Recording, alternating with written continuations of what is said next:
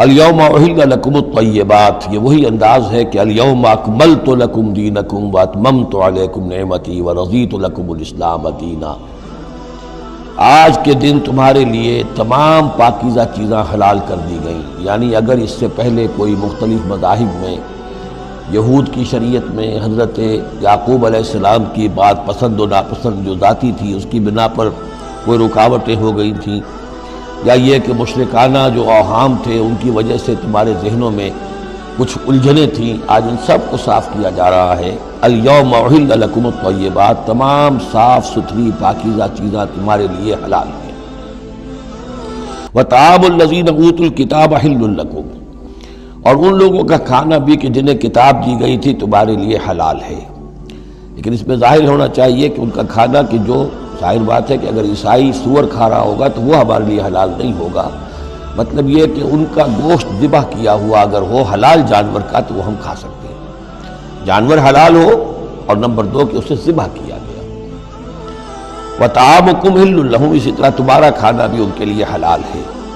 والمحصنات من المؤمنات، اور تمہارے لیے شادی کرنا بھی حلال ہے ان سے بھی کہ جو خاندانی خواتین ہوں اہل ایمان میں سے، والمحصنات من الذین اوتوا الکتاب من قبلکم، اور خاندانی خواتین ان لوگوں کی کہ جنہیں کتاب دی گئی تھی تم سے پہلے، یعنی مسلمان مرد جو ہے عیسائی اور یہودی خاتون سے شادی کر سکتا ہے۔ اذا آتیتموہن اجورہن، جب کہ تم انہیں ادا کر دو ان کے مہر،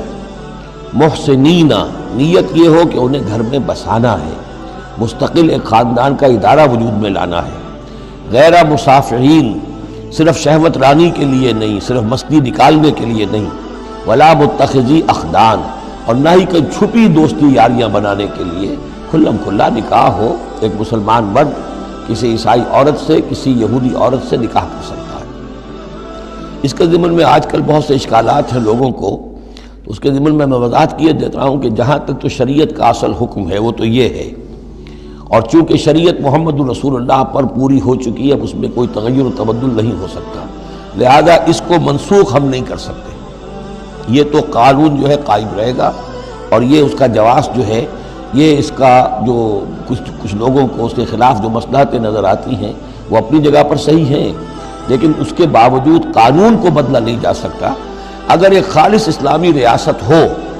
تو کچھ عرصے کے لیے کسی ایسی اجازت کو موقوف کیا جا سکتا ہے، جیسے حضرت عمر رضی اللہ تعالیٰ عنہ نے ایک زمانے میں جب کہ قحط پڑا ہوا تھا تو قطع ید کی سزا جو ہے، چوری پر ہاتھ کاٹنے کی سزا کو موقوف کر دیا تھا۔ یہ حالات ایسے ہیں۔ اسی طرح سے عارضی طور پر کسی حکم میں، کسی ایگزیکٹو آرڈر کے ذریعے سے، اسلامی حکومت کے کسی عارضی حکم کے ذریعے سے کوئی پابندی لگ سکتی ہے۔ مثلاً چونکہ صورتحال یہ ہے کہ مسلمان مردوں کو اجازت ہے عیسائی اور یہودی عورتوں سے شادی کی، مسلمان عورت کی شادی نہیں ہو سکتی کسی بھی عیسائی یا یہودی مرد سے۔ اب اس کی کیا علت ہے کہ عام طور پر سمجھا یہی جاتا ہے کہ مرد غالب ہوتا ہے، لہذا اس کا امکان ہے کہ وہ اپنی بیوی کو سیدھے راستے پر لے آئے گا، نہ یہ کہ اس کی بیوی اسے غلط راستے پر لے جائے گی۔